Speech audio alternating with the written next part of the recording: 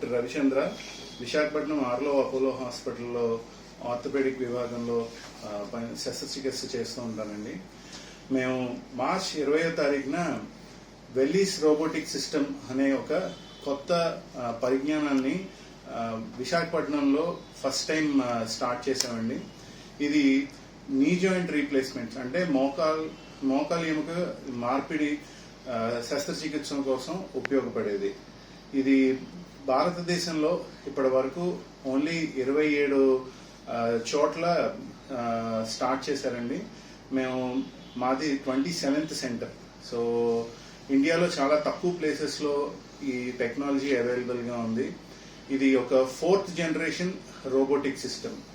So ఈ మోకాల్ మార్పిడి కోసం అని చెప్పి చాలా రకాల రోబోట్స్ ఉన్నాయి. బట్ అందులో మోస్ట్ అడ్వాన్స్డ్ రోబోటిక్ సిస్టమ్ ఈ వెల్లీస్ రోబోటిక్ సిస్టమ్.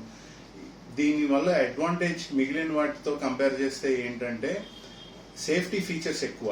సో మిగిలినవి ఫుల్లీ ఆటోమేటిక్ సిస్టమ్స్ అని కానీ లేకపోతే ఇమేజ్ బేస్డ్ అని కానీ ఉంటాయి. అవన్నీ ఇండస్ట్రియల్ రోబోట్స్ అంటే మెషినరీ కోసం అని తయారు చేసిన రోబోట్స్ ని మెడికల్ యూసేజ్ కోసం అని చెప్పి మోడిఫై చేశారు.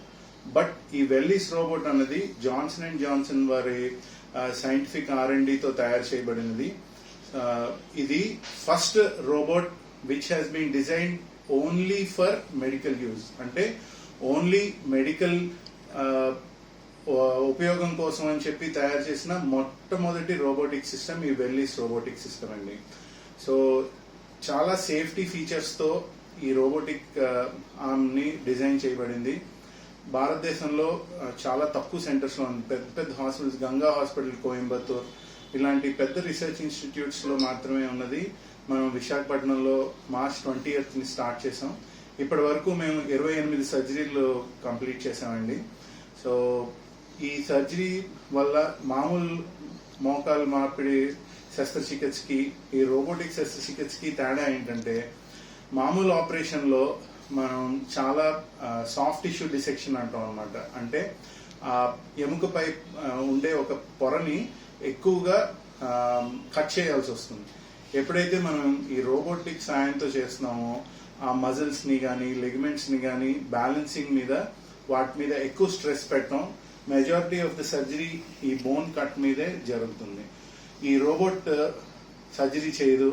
It only helps us in better implant positioning. అంటే మనం ఈ మోకాలు మార్పిడి శస్త్రచికిత్స సక్సెస్ అంతా కాలు ఎంత స్ట్రైట్ గా వచ్చింది అన్న దాని మీద ఆధారపడి ఉంటుంది. సో ఎప్పుడైతే మనం ఈ రోబోట్ ద్వారా చేస్తామో మన అలైన్మెంట్ అంటాం అనమాట. సో అది కరెక్ట్ గా మనం ఎలాంటి యాంగిల్లో ఇంప్లాంట్ పెట్టాలి అనుకుంటున్నామో కరెక్ట్ గా మనం అనుకున్న దాంట్లోనే చేయొచ్చు.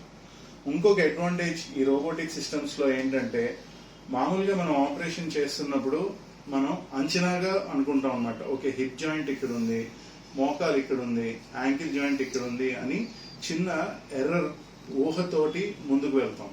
బట్ ఈ రోబోటిక్ పరిజ్ఞానంతో చేసేటప్పుడు వీఆర్ 100% షూర్. దానివల్ల మన అలైన్మెంట్ పర్ఫెక్ట్ గా వస్తుంది.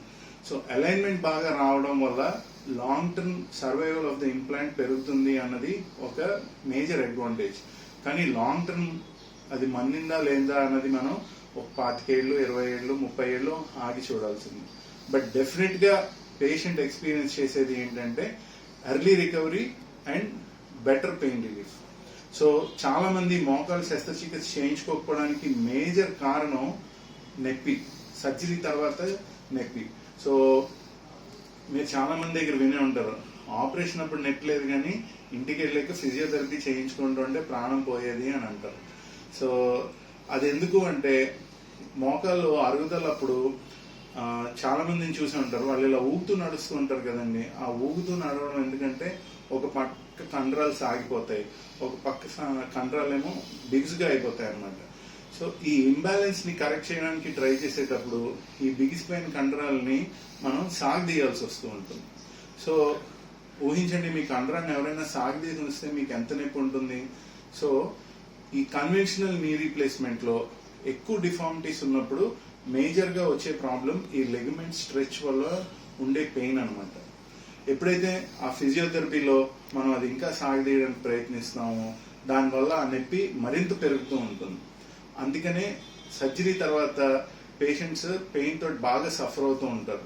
బట్ ఈ రోబోటిక్ సిస్టంలో ఈ సాఫ్ట్ టిష్యూ దేన్ని మనం దాని లెంత్స్ ఆల్టర్ చేయకుండా ఓన్లీ బోన్ బేస్డ్ కట్స్ మీద చేయడం వల్ల మనకి మంచి రిజల్ట్స్ వస్తాయి. ఎందుకంటే మనం ఈ లెగిమెంట్ని ఎప్పుడైతే స్ట్రెచ్ చేయలేదో స్ట్రెచ్ పెయిన్ ఉండదు. అందుకని వాళ్ళకి ఆపరేషన్ తర్వాత ఆ ఫిజియోథెరపీ కానీ ఇమీడియట్ పోస్ట్ ఆపరేటివ్ టైంలో కానీ పెద్దగా నొప్పి ఉండదు, అస్సలు నొప్పి ఉండదు అన్న కానీ డెఫినెట్గా దానికి దీనికి చూస్తే అట్లీస్ట్ 60 to 80% తక్కువ పెయిన్ తోటి రికవర్ అవుతారు. ఎప్పుడైతే నొప్పి తగ్గిపోయిందో ఫిజియోథెరపీ యాక్టివ్గా చేయగలరో ఆటోమేటిక్గా రికవరీ టైం కూడా తగ్గిపోతుంది. అందుకని వాళ్ళ పోస్ట్ ఆఫ్ రికవరీ టైం ఇది వరకు 6 weeks 8 weeks ఉంటే ఇప్పుడు 3 to 4 weeks లోని దే ఆర్ గెటింగ్ బెటర్. ఇదే కాకుండా ఈ వెల్లీస్ రోబో అనే దానికోసం స్పెషల్ గా డిజైన్ చేసిన ఒక ఇంప్లాంట్ ఉంది, ఎట్యూన్ అంటారు దాన్ని. అది కూడా జాన్సన్ అండ్ జాన్సన్ వాళ్ళది డెప్యూ కంపెనీ నుంచి వచ్చే ఇంప్లాంట్. సో ఎప్పుడైతే ఈ వెల్లీస్ కోసం అని తయారు చేసిన ఆ ఎట్యూన్ ఇంప్లాంట్ వాడతామో దానివల్ల పేషెంట్ కి ఆ ఇంప్లాంట్ సిట్టింగ్ అది పర్ఫెక్ట్ గా ఉంటుంది. ఇంప్లాంట్ పర్ఫెక్ట్ గా ఉంది, అలైన్మెంట్ బాగుంది, పెయిన్ లేదు. సో వీటన్నిటి వల్ల మనకి ఫైనల్ గా వచ్చే అవుట్కమ్ తక్కువ నొప్పి, ఫాస్టర్ రికవరీ. సో ఫార్చునేట్ గా మేము చేసిన పేషెంట్స్ అందరూ హ్యాపీగా ఉన్నారు. We're very happy to share that we have successfully introduce this new technology. So దీనివల్ల అందరూ లబ్ధి పొందాలి అని మేము ఆశిస్తున్నాం. నార్మల్గా ఒక లేత కొబ్బరి ఎలా ఉంటుందో ఆ లేత కొబ్బరి గుజ్జులాగా ఇక్కడ ఒక పొర ఉంటుందండి. ఎప్పుడైతే ఈ పొరకి డ్యామేజ్ జరుగుతుందో అప్పుడు ఆ కింద ఉన్న ఎముక ఎక్స్పోజ్ అవుతుంది. దానికి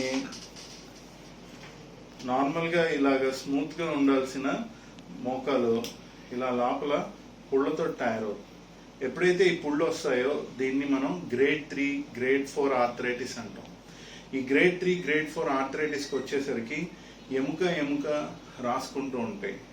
ఇది సో దాని నుంచి నొప్పి వస్తుంది. మనం ఎన్ని మందులు వేసినా ఆ టెంపరీ ఉపశమనం తప్ప పర్మనెంట్ క్యూర్ రాదు. ఇది ఎందుకు చెప్తున్నానంటే ఇప్పుడు బోల్డ్ అన్ని ట్రీట్మెంట్స్ ఎన్నేళ్ళు గ్యారంటీ అని తప్పకుండా అడగండి. ఎందుకంటే డబ్బులు ఎవరికి ఊరుకునే రావు. ఆ పెద్ద ఆయన చెప్పినట్టు లేని ఇన్ఫర్మేషన్ అంటూ లేదు. సో మీరు చేయాల్సింది ఏంటంటే మీకు రోబోటిక్ సర్జరీ చేస్తున్నామని ఎవరైనా అడిగారు అనుకోండి, ఏ కంపెనీ చేస్తున్నారు, దాంట్లో మీరు ఏం ఇంప్లాంట్ వాడుతున్నారు, ఇలాంటి ప్రశ్నలన్నీ అడగండి, తెలుసుకోండి. అంతేగాని అనవసరంగా డబ్బులు ఖర్చు పెట్టకండి. ఎప్పుడైతే మీరు ఒక రోబోటిక్ సర్జరీకి వెళ్తున్నారో మీరు ఇంకొక 10 రూపాయలు ఎక్కువ ఖర్చు పెడుతున్నారు. ఆ 10 రూపాయలు ఖర్చు పెడుతున్నది ఎందుకు అన్నది కరెక్ట్ గా కనుక్కోండి. ఈ చాలా రోబోలు క్లోజ్డ్ సిస్టమ్స్ అంటారు. అంటే ఆ రోబో కోసం తయారు చేసిన స్పెసిఫిక్ ఇంప్లాంట్స్ ఉంటాయి. మనకి సులువుగా అర్థం అవ్వాలంటే బెంజ్ కార్ కొనుక్కున్నాం అనుకోండి, అందులో బెంజ్ ఇంజినే పెట్టాలి, టయోటా ఇంజిన్ పెట్టడానికి అవ్వదు. సో మీరు బెంజ్ కార్ కోసం ఖర్చు పెడుతున్నప్పుడు అందులో బెంజ్ ఇంజినే ఉంటుందా లేదా అన్నది కూడా కరెక్ట్ గా కనుక్కోండి. వీటన్నిటితోటి పాటు కొంతమందికి అపోహ ఉంటుంది, ఈ రోబోటిక్స్ ఇవన్నీ నిజం కాదు, జస్ట్ ఏదో టీవీ ఆన్ చేసి ఆఫ్ చేసేస్తారు, అవన్నీ కాదండి. మీరు అట్లీస్ట్ ఈ వెల్లీస్ రోబోటిక్ సిస్టంలో మీరు సర్జరీ చేసుకున్నట్టయితే మీకు మేము మొత్తం డేటా ఇవ్వగలం.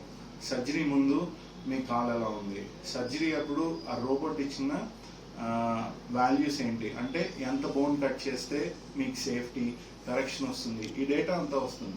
ఆపరేషన్ అయిపోయాక మీ కాలు ఏ డిగ్రీలో ఉంది, ఈ మొత్తం డేటా మీకు సప్లై చేయగలం. ఇంతకన్నా మేము ధైర్యంగా ఏమైనా ఉంటే చెప్పండి, మేము మీకు ఆ డేటా ప్రొవైడ్ చేస్తాం. We're 100% doing only robotic surgery. ఎందుకంటే ఆ రోబోటిక్ సర్జరీ చేయించుకున్నాక పేషెంట్స్కి వస్తున్న ఉపశమనం కన్వెన్షనల్ సర్జరీతో డెఫినెట్గా తీసుకురాను. ఓకే, అన్ని కేసెస్కి డెఫినెట్గా రోబోటిక్ సర్జరీ వల్ల చాలా ఉపయోగం ఉంటుంది.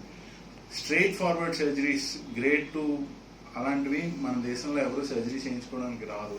సో మనం దాని గురించి డిస్కషన్ కూడా చేయట్లేదు. మన దగ్గర ఎవరైనా సర్జరీకి వచ్చారంటే ఆల్రెడీ తాయెత్తుల దగ్గర నుంచి లోపల ఇంజెక్షన్ దాకా అన్ని వాడేసి నడవడానికి అడుగు తీసి అడుగు వేయడానికి కష్టంగా ఉన్న వాళ్ళే వస్తారు. అర్లీ ఆర్థరైటిస్ వాళ్ళు మనకి చాలా అరుదుగా వస్తూ ఉంటారు.